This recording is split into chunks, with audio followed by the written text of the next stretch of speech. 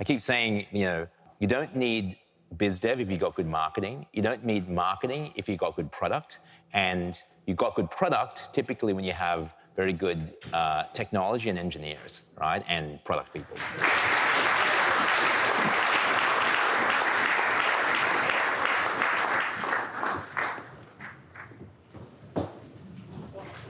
One thing that, let's not do it now because I think the operative question is, what is Nillion? But I am curious to learn more about both of your experiences and what it was that each of you saw, right? What was it that attracted you to it, that made you think that there was something special here? Because I think every single person that encounters, whether it's Nillion or something else, has that kind of perspective. It would be an interesting story to plug. But Miguel, maybe you're the right person to ask this question to. The obvious big question is, what is Nillion? We know what it's not. It's not a blockchain. You've mentioned SMPC, Secure Multi-Party Computation, or MPC, Multi-Party Computation. It's a derivative of that, you could say, or it evolves from that class, but it's dramatically different in terms of its performance. So what is Nillion? Help us understand that, and especially given the fact that to the extent that the audience has familiarity with the space, they're going to be familiar with what is generally thought of as a public blockchain, right? A ledger that's public that you can audit. So what is Nillion? How is it different? And let's get into the meat of that conversation. Sure. So I guess the main difference compared to a blockchain is that blockchains are focused on storage. They're focused on a number of nodes keeping the state, a consistent state on a ledger, which is a record with several transactions on it. And so it's not really meant for computations, although with Vitalik and smart contracts and so on, then it has evolved into the computational space as well. The difference is that Nillion was conceived as it's an evolution from secure multi-party computation. So it was conceived from the beginning as a compute layer, not just storage, but compute. And the other difference is that it's secure. So on a blockchain, typical blockchain, all the information is public. And so there's a restricted number of things you can do when everyone can see everything. So you can run the use case of digital assets, and that's fine, but you cannot run authentication. You cannot really authenticate against the network because your password would be completely public and exposed to everyone. Just one example of a computation that requires the concept of security. And so what Nillion is a secure compute layer. And that security means that the nodes can have information from the different dealers, from the users participating, but that information is really not available to them. They cannot see what they're holding, and they cannot see what they're processing, but nevertheless, they can process that information and compute the outcome of computations such as authentication. So I can authenticate against Nillion, where my face biometrics are somewhere there in the network, scattered across a multiplicity of nodes. And I can compare passwords, and I can compare location and device information, but none of that information is actually available to the nodes, and yet I'm able to perform that function. And that's the name of the network, right? What Nillion actually means is a whole lot of nothing. And so what's stored on the network, we can get into that if you would like to at some point in time, is literally a whole lot of nothing. One other thing that's interesting is that Vitalik himself has said, I think numerous times, but there are several key quotes that he believes, and Joe Lubin, the other founder of Ethereum, has said this as well, that the blockchain itself is well suited to become the kind of record layer, but it is likely that the heavier computational capabilities are taken off-chain somehow because they just weren't designed for that. And as decentralized computing becomes more and more prevalent in creating this ecosystem of Web3, that's just what's going to happen. So we are literally on the cutting edge of creating a fast, secure, decentralized computation network, which is really interesting. And that's also why I saw this as something that could be transformative. Like Miguel said, it isn't a layer one. It isn't a blockchain, right? It doesn't seek to order transactions. It seeks to do many, many other things which can help facilitate a decentralized world far beyond what we have currently with blockchain. So SMPC is a peer-to-peer network, right? Normally, when you compute something, with SMPC, each participant has his or her own data. It isn't shared with that particular node or participant, and then a secret is shared as some information is computed, correct? Yes, well, actually it can be implemented on top of a peer-to-peer network, but also on top of any other type of network. So it could be a network of authenticated nodes where each node knows to which one they're connecting, and those connections are fixed. But it can also be implemented on top of a peer-to-peer network, which is a kind of a decentralized approach. But the idea, as you mentioned, is yes, you're hiding the information that the nodes store, but yet you're able to compute. So let's talk about that a second, because that was the thing that, going back to Andrew and Alex's experience of like what they found interesting, compelling, that's kind of what I found really compelling. The way in which data is not just computed, but stored hidden in the Nillion network. It's really fascinating. And I think it would be helpful to talk about examples of SMPC, because you can get an appreciation for the transformational processing capacity of Nillion versus SMPC. So let's say we're each nodes in a traditional SMPC network, right? You, me, Andrew, Alex, members of the audience. Let's say we have I don't know, 10, 20 of us in here, and we want to process something. We want to figure out some important piece of information. I don't know what. There's a classic millionaires problem that we talked about on the podcast, which is each person is worth a certain amount of money. We don't want to reveal how much we're worth, but we want to figure out where along the distribution we all are. But there's all sorts of things you can do. Give us some examples of practical things that you can do with SMPC that it's been used for, so that we can talk about how it works, and that'll give us an opportunity to talk about Nillion and truly why it's so transformational. So typical applications that have been used before are, for example, signatures. So I have a private key that is the one that allows me to sign, let's say, a transaction. And so instead of having the private key locally in my device, what I do is I split it into pieces using SMPC and send one piece to each one of these nodes in such a way that the nodes don't really have anything. They cannot get back to the private key from the piece they have. And that's a property, mathematical property called information theoretic security. And so, but yet I'm able to get them sign messages for me. So transactions, for instance, in that I take it as a transaction, I break it again into pieces, I send it to the nodes. Now each node has a piece of that transaction, and of the private key.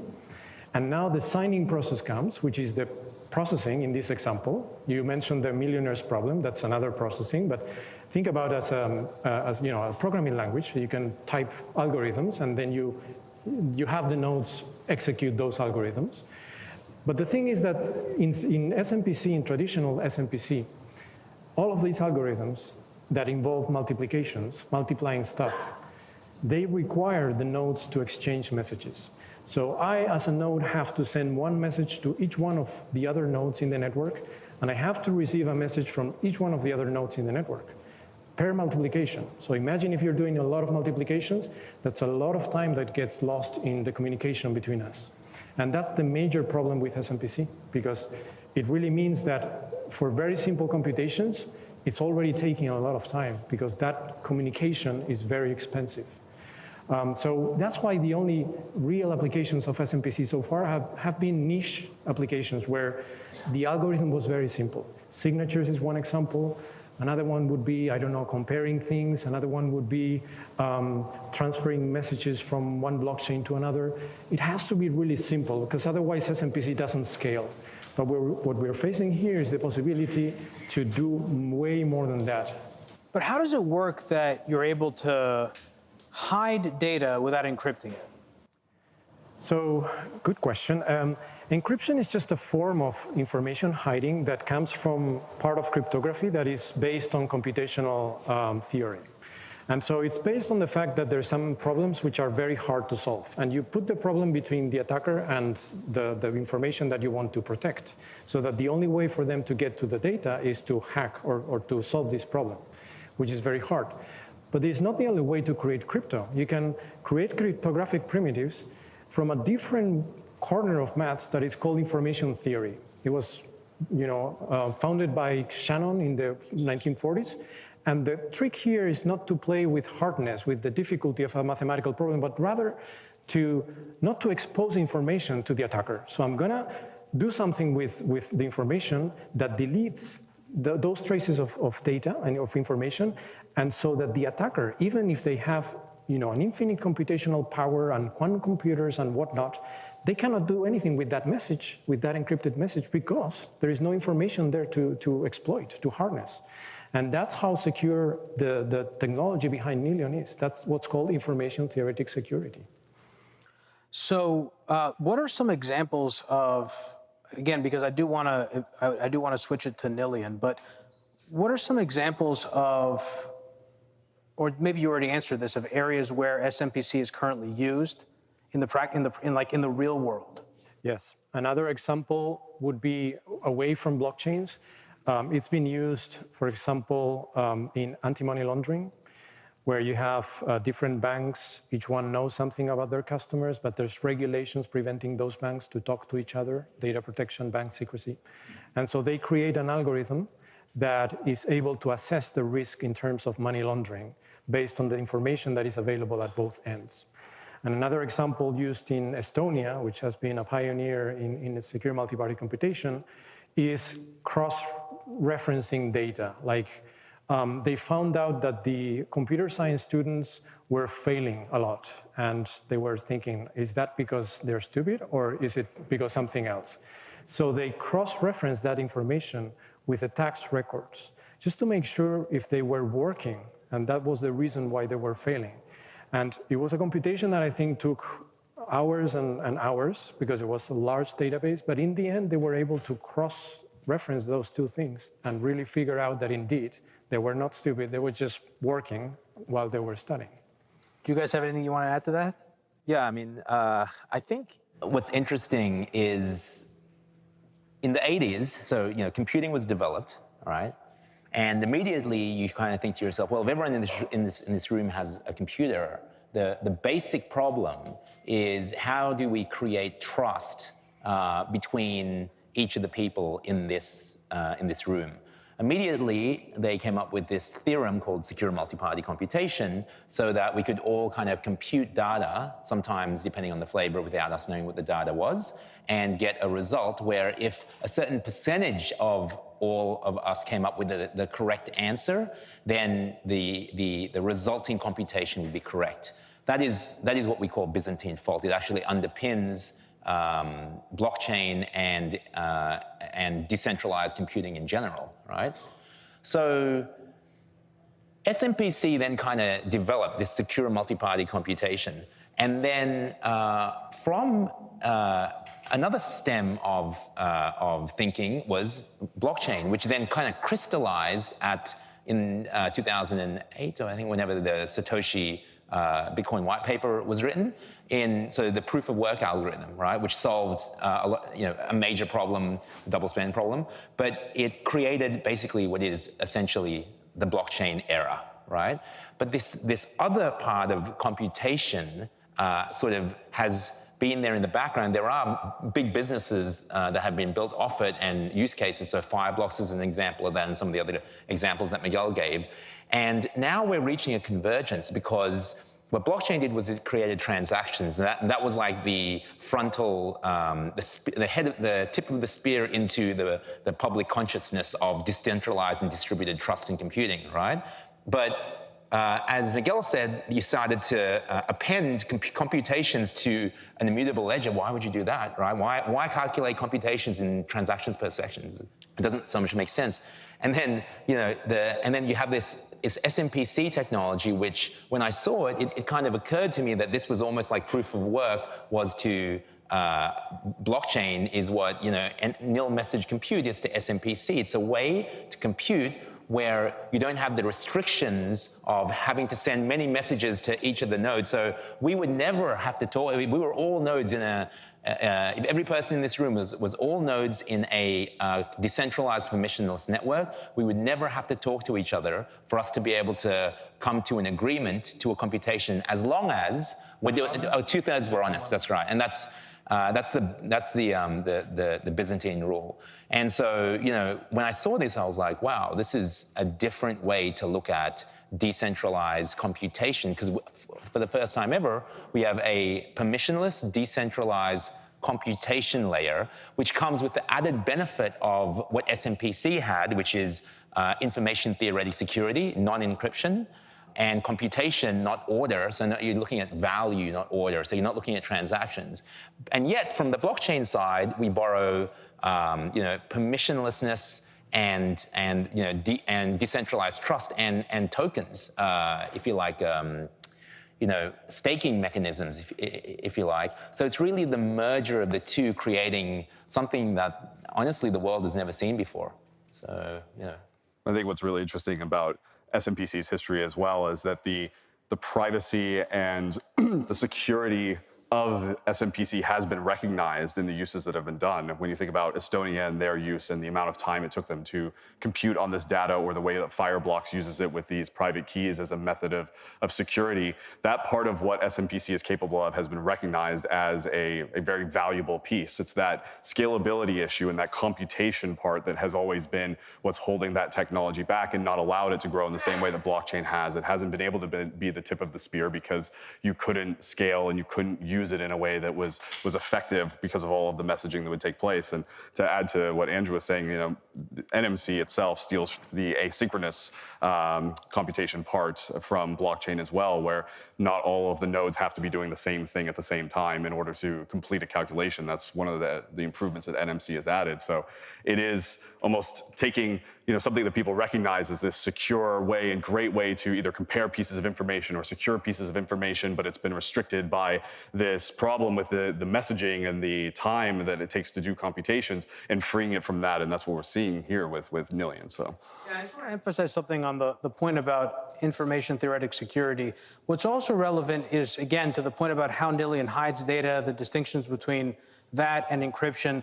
That's central to how Nillion is able to compute data while it remains private. And that opens up a whole range of use cases that currently aren't available. That's what excited me so much, whether it's computing genomic data, private health data, data that's highly regulated by governments, where regulation doesn't allow us to service those use cases. Other simple examples, like if you have an airline manifest list and you want to run it against a terrorist database. Right now, if you're going to do that, you expose all that information. But if you have a network like this, you can actually say, I want to see if any of these passengers on all of these flights are on a terrorist database. That's all I want to know. I want to know nothing else. I don't want to know their names, their heights, where they were born, nothing else. And that in particular is what excites me.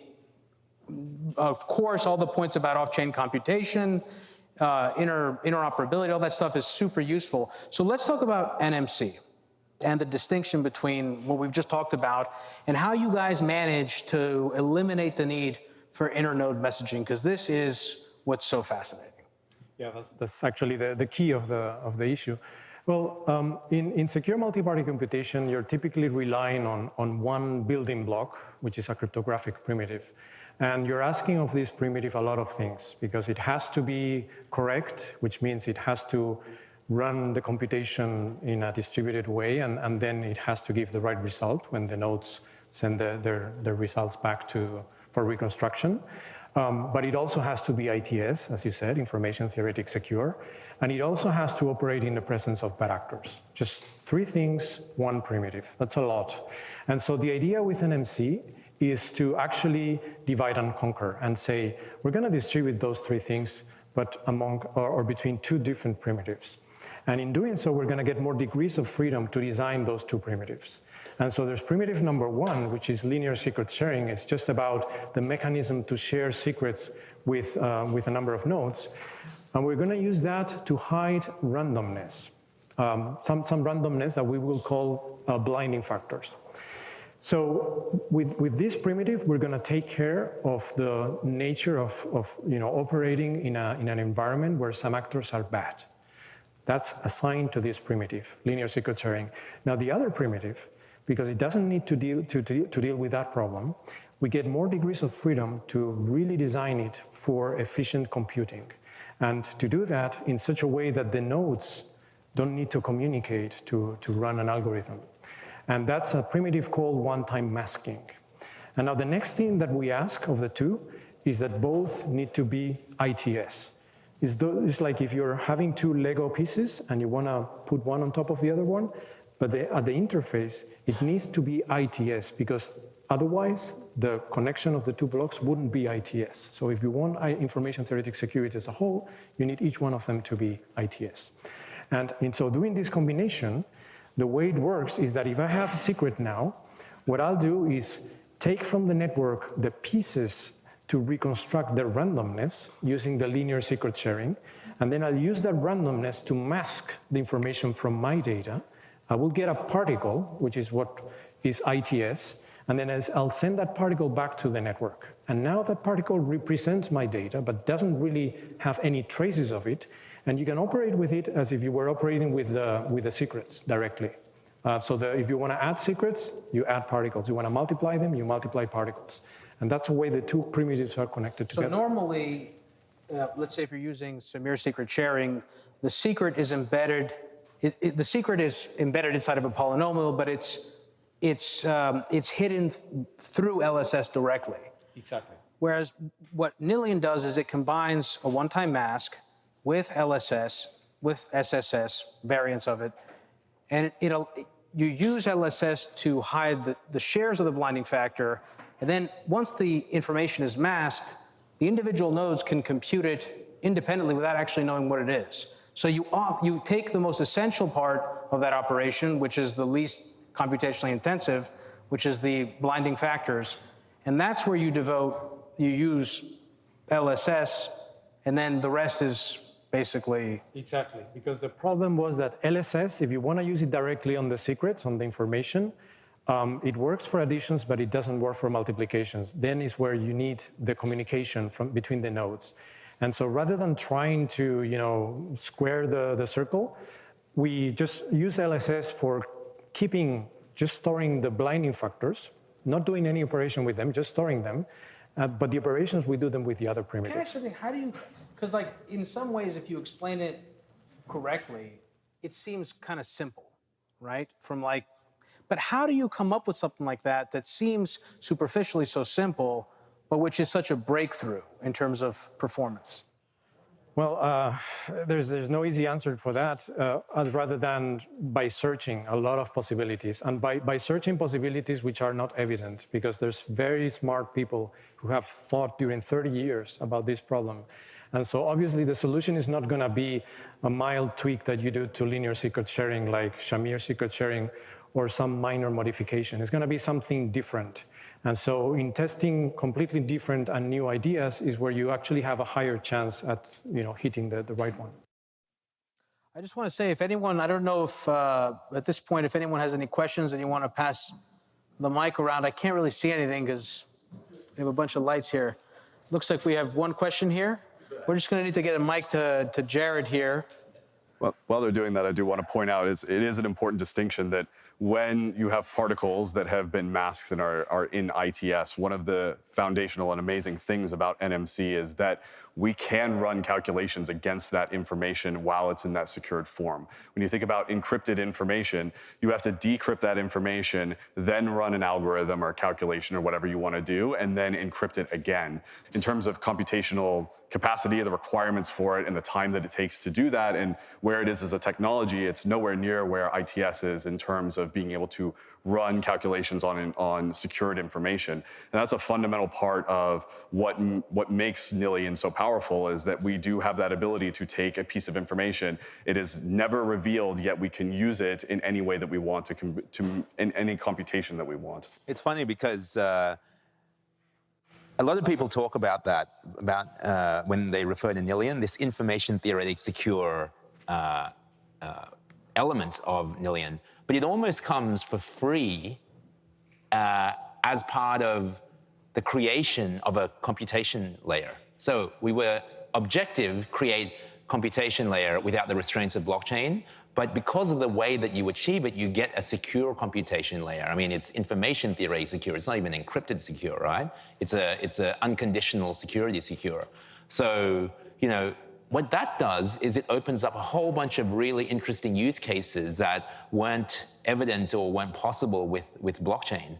Not just from the fact that you're doing different types of, using a decentralized network in a different way, focusing it on computation, but also, the fact that it's information theoretically secure. So, and I want to talk about use cases, guys. Let's see, right there, Jared.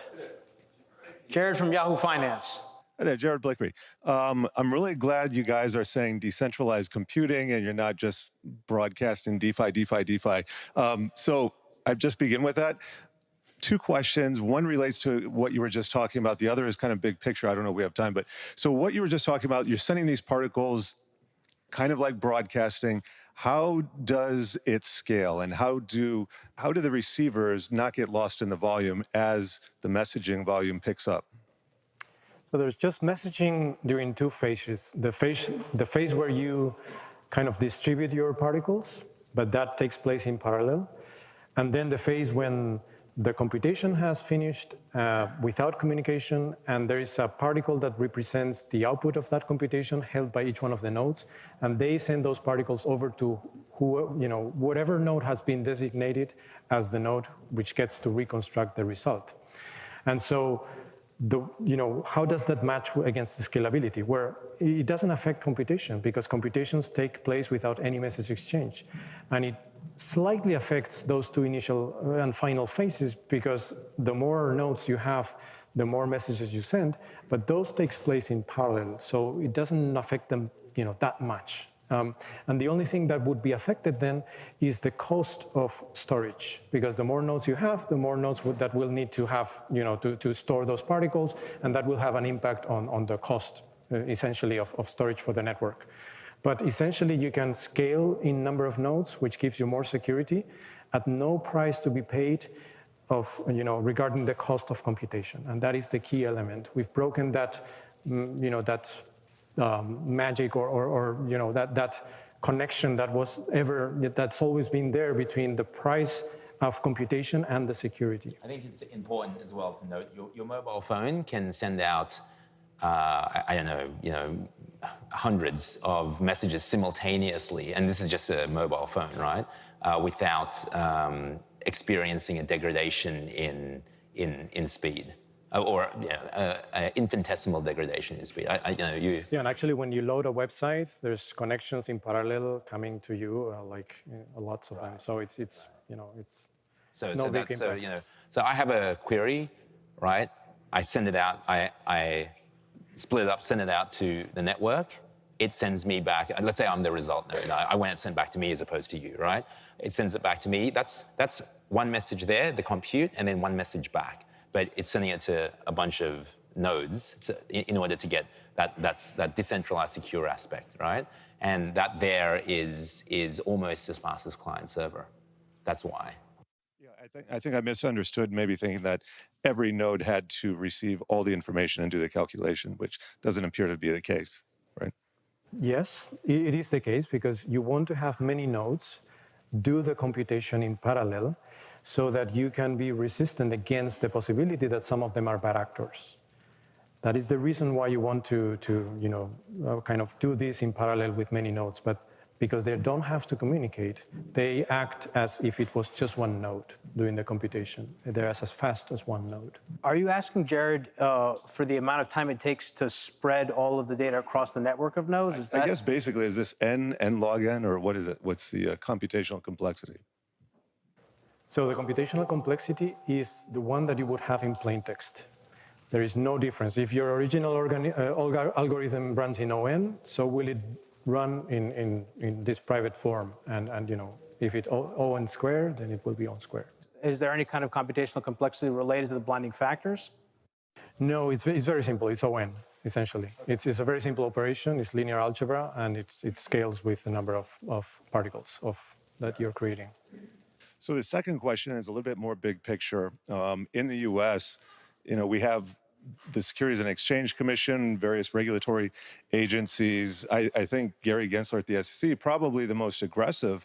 I think putting the U.S. at a disadvantage when it comes to decentralized computing I understand why they're putting the brakes on certain DeFi projects because they feel like old kind of schemes rehash, or it's just kind of bringing crypto into the mainstream reality of finance. But I'm just wondering, I understand your product is very, very different.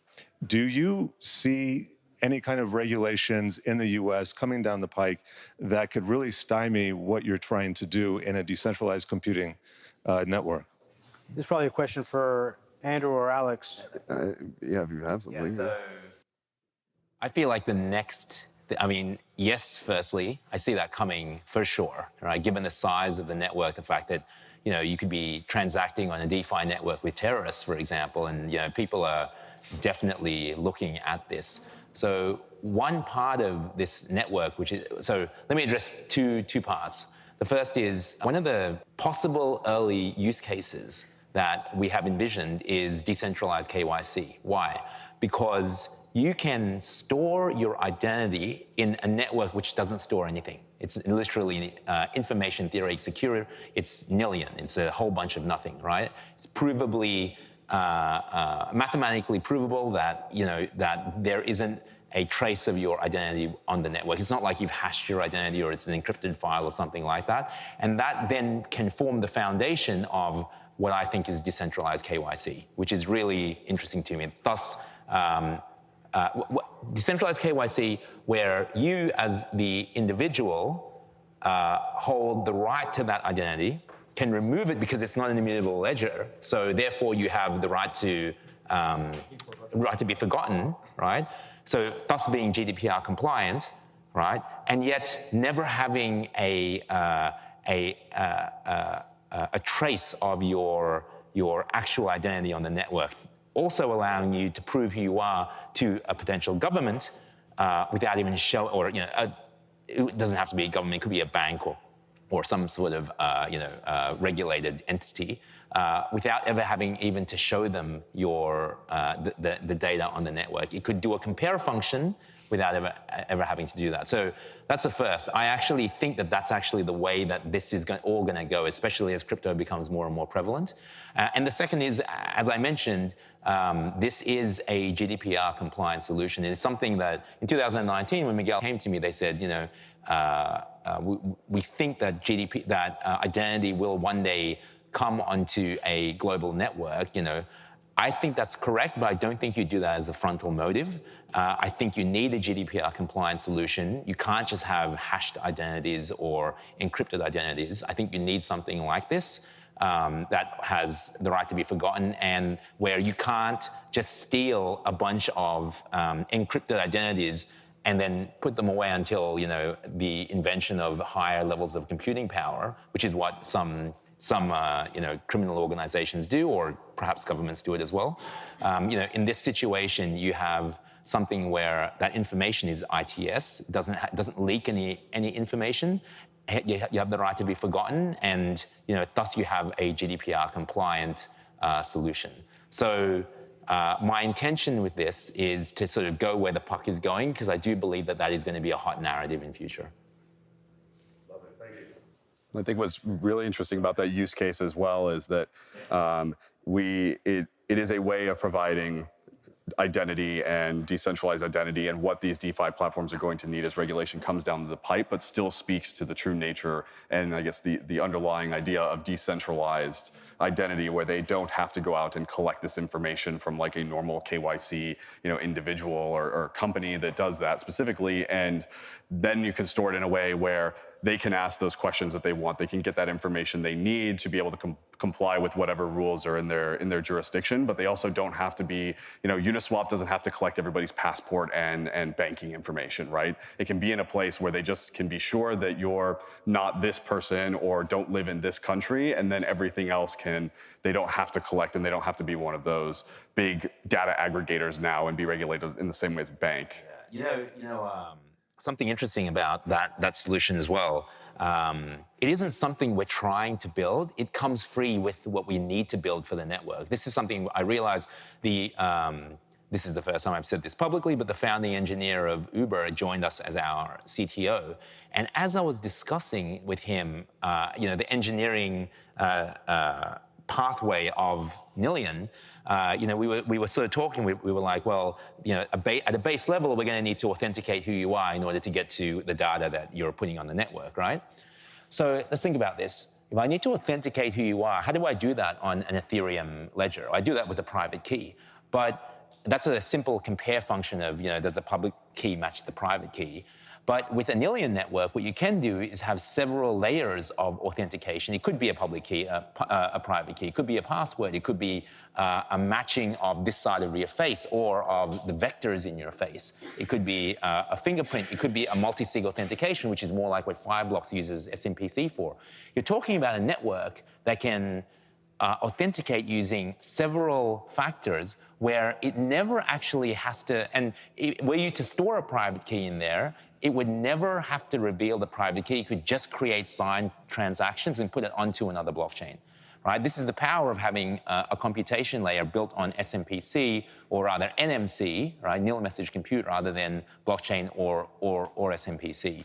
So you get that identity use case almost for free. Thing is, I hate talking about identity use cases because the graveyard of identity blockchain projects is long, and it will continue to be filled with tons and tons of projects. I did a lot of research out of respect for the innovation that I saw out of Miguel a couple of years ago. I did a lot of research, and the only way you can attack decentralized identity and thus decentralized compliance, what I found is to look at countries, like Brazil in the case of Unico, or the Temasek organization in terms of Singapore, and see how identities have actually been put on centralized servers where 70% plus of the population is actually on a single database. And that's always been by way of providing a use case. So in the case of Brazil, it was fraud detection. For Singapore, it was passport verification. But you need to provide a use case. You can't just say, hey, everyone, your identity is going to be on a decentralized network now, come upload to us. That will never work. So I don't like talking about identity use cases, but it is central to your question because that is where the compliant angles of decentralization and of government are going to go. Andrew almost went there, but to expand on it too, when we're talking about these authentication methods that we could use, whether it's the fingerprint or a biometric or voice recognition, or you could do something as crazy as iris or even DNA as an authentication method. Not saying we're going to build any of those things, but it is possible. All of those pieces that would authenticate you, whether it's that picture or biometric that is on the network, or it's that voice that you're matching it against, all of that is masked and stored in ITS in a way where none of the nodes that are doing that authentication of you through biometric or voice or what have you, they can't see any of those pieces of information either. So when Andrew was talking about Unico in Brazil, they're fighting the online fraud by using biometrics and a piece of identity to fight the e-commerce fraud, but they're holding those biometrics and those IDs on their centralized encrypted database. So they have a picture of a face matched to an ID for 70% of the population of Brazil, right? That is a massive amount of people that you have very sensitive information on that one company now controls.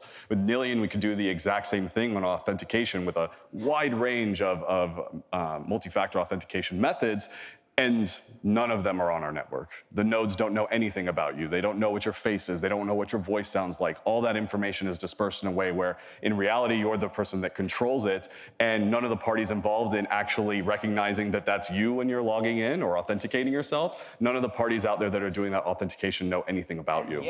And yet, once you have that piece of data on the network, even though it resembles nothing, it can then be used at your request for every other potential use case. Decentralized LastPass, the KYC one we just said, a Fireblock solution, the biometric data that Dimitri had said, or storing your private key by way of hiding it by way of your biometric password, two-factor authentication, et cetera, et cetera. So it scales naturally through this hidden data, because that hidden data is useful for many other potential use cases. I think the decentralized LastPass is a great example to think about, because it's one of those things where everyone has experience using something like that, or Apple's keychain, And you always kind of wonder, well, where are the keys stored? Like, how secure are they really? Because ultimately, they're secured on a centralized database. So how would, and I see, by the way, that we have a question back there. We're going to go to you in a second. But how would something like that work with Nillion? And how would it be tangibly, materially, meaningfully more secure? So, it's funny because you have this, I have money on an Ethereum network. It's a decentralized network secured by a decentralized network. And I take this private key. I don't know where you guys put it, but apparently you're supposed to put it, a best-in-class solution, have a piece of hardware, a hardware wallet that has a seed phrase, put that seed phrase in a fire-retardant envelope in a safe somewhere. It's still centralized, right? It's still... It's super stressful too, like extremely stressful, Or hide it in your LastPass, still a centralized server, still all centralized points of failure, right? It doesn't really make sense. So with Nillion, what we want to do is to create a permissionless network, which is ITS, which can, as one of the use cases, store a private key and even not allow the reconstruction of the private key. All it does is it just reconstructs signed transactions onto blockchains so that once you authenticate, you tell it what to do, you never get the private key back. All you do is tell blockchains what do you want them to do with their money, right? That's a cool concept. Because then the way you authenticate is, let's say for me personally, I would do, a biometric, a password, right? And then I'd probably do, if it was a lot of money, I'd probably do a two-factor authentication and maybe a multi-factor authentication.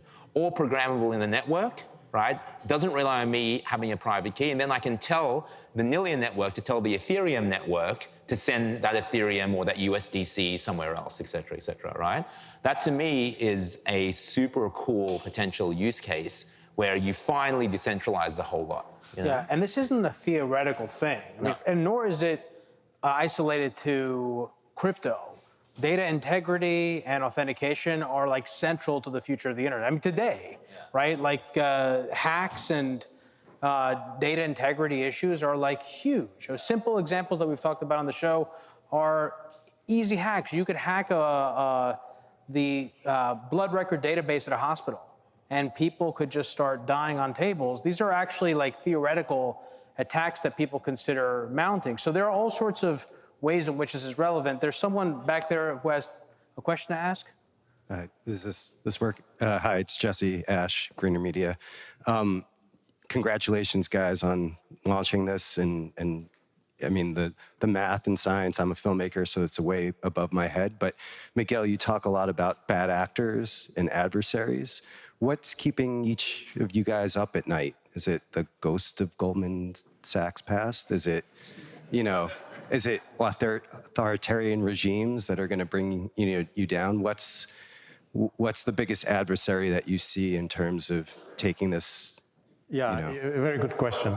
In terms of security, because I guess your question is about security, you have many different layers that you need to take care of. So you would have the network layer and the storage layer.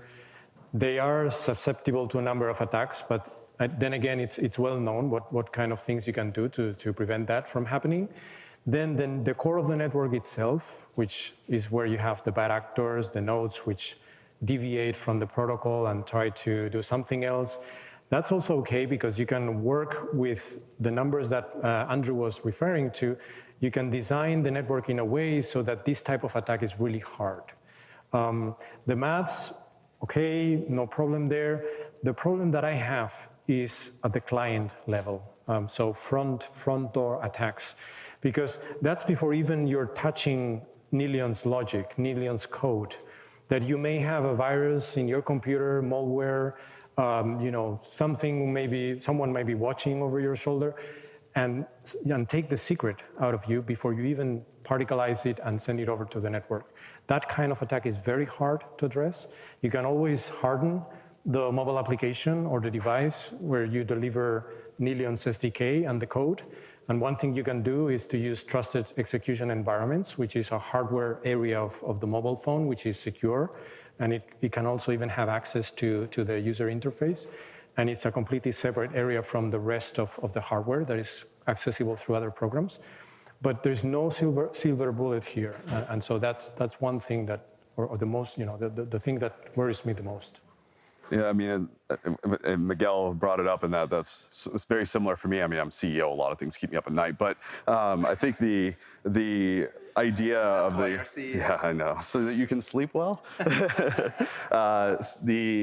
The idea that the device that the dealer node is using can be compromised, and thinking back to in September of 2021, about 6 months ago, when Apple sent out an update to finally take care of the Pegasus exploit. If you guys know what Pegasus was, it was a software that was developed by an Israeli defense contractor, where they basically found a way to break into your iPhone.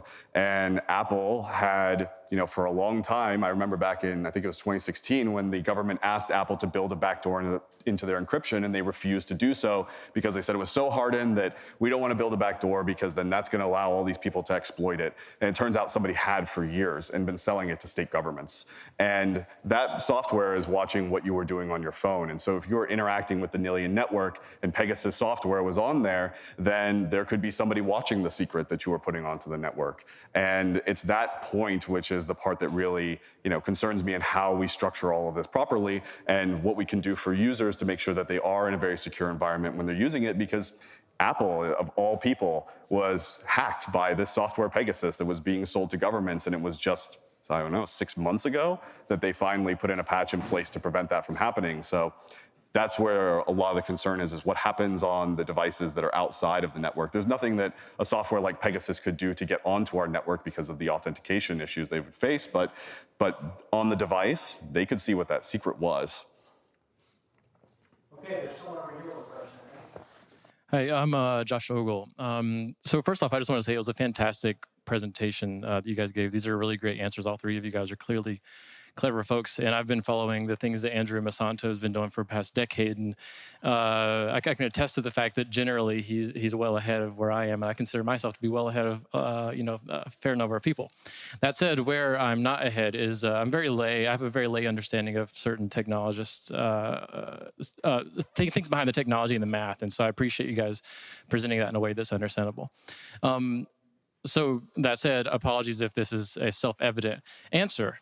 But my question is, these nodes that you're talking about that are doing this authentication, who are these nodes? And if they're not you, which maybe they are, but if they're not you, then what is the incentive or the motivation for someone to be having a node on your system?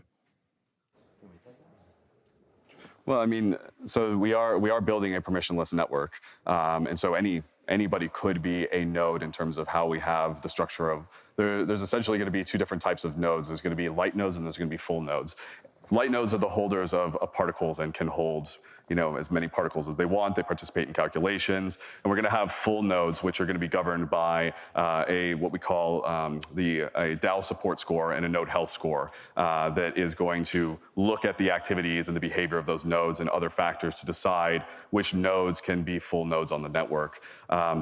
So in terms of who can be a node, anyone can be a light node. Who's going to be a full node? It's going to be the really good actors that are known and that are supported by the decentralized network. And as part of the way that we are thinking about the construction here and the tokenomics of the project, we are going to use staking as a mechanism to align incentives. In order to participate on the network as a node, you will have to stake, and you are putting those tokens at risk depending on the behaviors that you take. One really great thing about the way that the mathematics and the construction of the network works is that we can see who is being a bad actor on the network. So when we're talking about with Miguel and was talking about error correction, and if there's one node in a calculation that comes back and says, forget it, I'm sending the wrong result, in that error correction, we can identify which of the nodes was the bad actor in there and can take action against them to preserve the integrity of the network. On top of that, there is an incentive structure for nodes that are on the network where they will receive compensation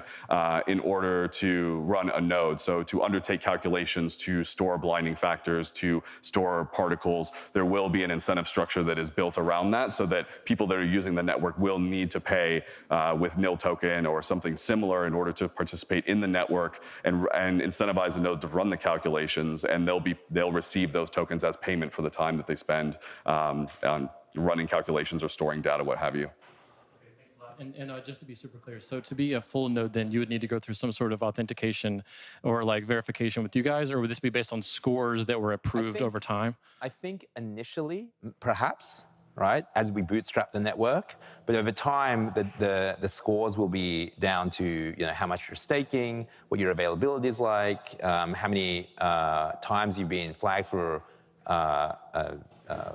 issues on error correction, etc. The DAO will determine that in the best interest of the network. Does that make sense? So I think maybe we'd maybe bootstrap it like that, but over time, I don't see that being an issue. In fact, I actually think that sometimes that you may want to dox yourself as a full node because it just leads to there's no other reason to remain anonymous, in that network. But yeah. The issue at hand is a Sybil attack, right? A single node or entity actually owning many different nodes, perhaps a large portion of the network, and doing with that whatever they want.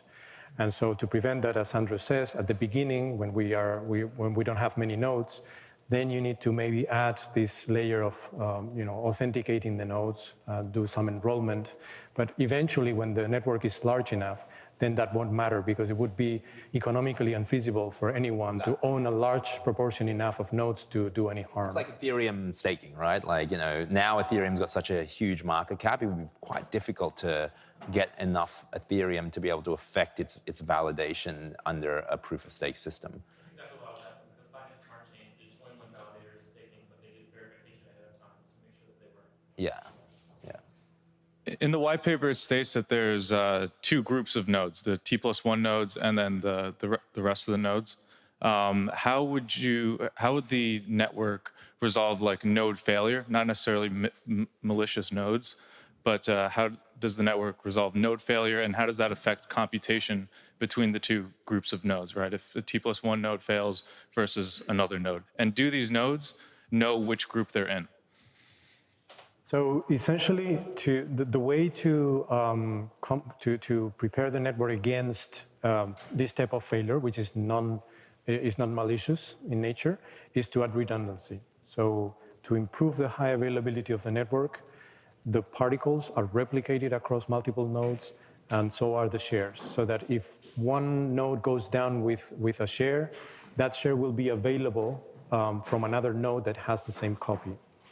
And then regarding the two groups, there's actually a logical separation that has no consequences because in essence, T+1 is a parameter, a design parameter for the network. It tells you the amount of shares that you need to be able to reconstruct a blinding factor. And it doesn't matter if it comes from this set of T+1 nodes or from this set of T+1 nodes. What matters is the number itself. So it's really, there's no need for a node to belong to a group or to another one in that sense. Hey everyone, I'm Grant. Thanks guys for these answers. It's been really helpful. One thing that just kind of popped to mind is you see the runway for what this can change. You get really excited, but I think one thing that I'm curious about, and maybe this is too far down the line, but when you look at kind of the current state of affairs with just people understanding technology and just overall, whether it's congressional hearings, whatever it may be, something that I'm curious about is how are you guys thinking about the overall approach of getting people to understand, a layperson that really has no technical understanding, how do they get up to speed on how transformative this is? I think that, firstly, we've been given a gift because of this crypto boom and the fact that people are interested. But I genuinely think that eventually it's going to come down to utility and use and not to the technology. The technology is super cool. I keep saying, you don't need biz dev if you've got good marketing. You don't need marketing if you've got good product.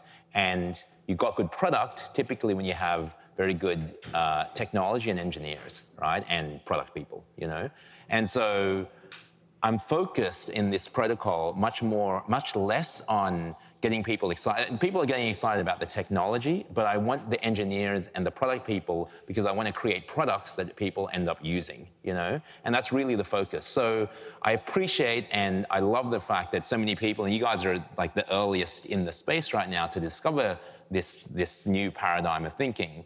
I appreciate that technological bit, but I think that, you know, the broader audience, taking it to this general public that you are referring to, is going to happen on the product level. And this is honestly, Conrad, when he first looked at this, the CTO who literally built Uber he was Garrett's roommate in college. He said to me, you know, we have to focus on product here. This technology, well, he read the technology. He's like, this is super cool. The physics is amazing, etc. It's getting the right people interested, right? But then we need engineers and product people to be able to make that into a layer which we can build products on top of, which excite other people. And that is also why, within the way that I built this, if I think about the way I built the other protocols, the mistakes I made were that I was so focused on the technology. God, Hedera was a cool technology, but I didn't focus on the ecosystem and on the resulting product.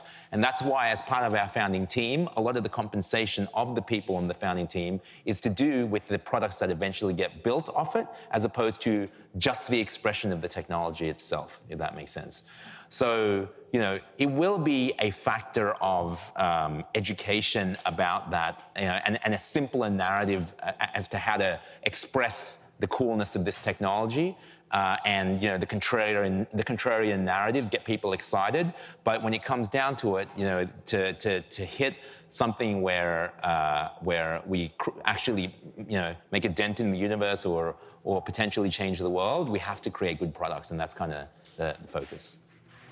And it is embedded in the DNA of our project that we are building an ecosystem around this. I see Nillion as really an infrastructure layer that we're building out, whether it's in the meta layer to help with blockchain or into the real world in terms of the use cases there. But like Andrew said, we have these entrepreneurs that are embedded within our team that are going to go out and build products for this, but we're also building an entire ecosystem of bringing in what we call founding entrepreneurs and educating them on Nillion and then helping them develop products as well, because it's not going to be Nillion as an entity going out to, say, like major banks and selling an ALM product. It's going to be a founding entrepreneur who has built something that they're selling that uses Nillion as its backend in its infrastructure. And so we are really focused on identifying those people. We've brought many of them in early as part of the founding team, but at the same time, that ecosystem is where those products are going to come from that I think a lot of consumers or businesses or other people are going to interact with that are built with Nillion being the layer beneath them. So I'm hearing a lot of products that you're going to be selling. I'm hearing a lot about test cases. Then I just heard something about public utility. So are you going to make money? Is the objective for you to make money out of this project, or are you going to be public good? Just trying to understand how you guys are thinking in terms of a company and a profitable company going forward. So we are just building the base layer, and we are incentivizing people to build off the network. The entrepreneurs who build off the network, they keep all that equity for themselves. Right?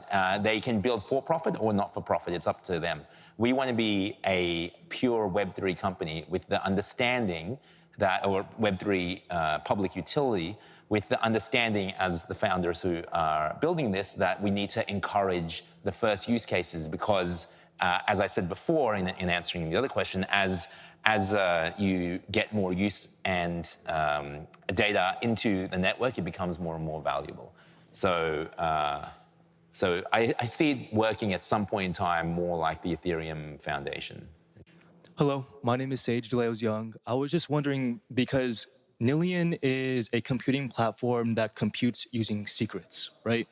So I'm wondering, after the computing has been resolved and been done, and we have like that new data point, does that go on the blockchain itself, or are these secrets coming from the blockchain, or like where do these secrets come from, and like what happens after these secrets are used? Like where does the product of those secrets like go to? Is that generally a question about where is the data stored? More, like kind of yes, but more on just like where does the data travel after the computing is done? You know, like it's a convergence between blockchain and a computing platform. So like, where does that convergence like? So there are different configurations. In one configuration, you can think about Nillion as being an off-chain layer because it's not a blockchain itself. And so in that configuration, the data could go back to the blockchain. But generally, because Nillion has its own consensus mechanism, which doesn't even require messages to be exchanged, it can live in and of itself, on its own.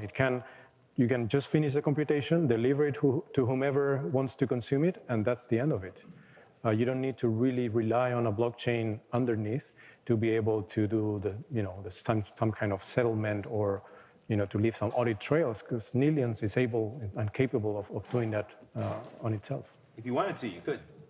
Yeah, totally. And that's what Vitalik said, right? Use Ethereum as the settlement layer, and that's a great use of a blockchain.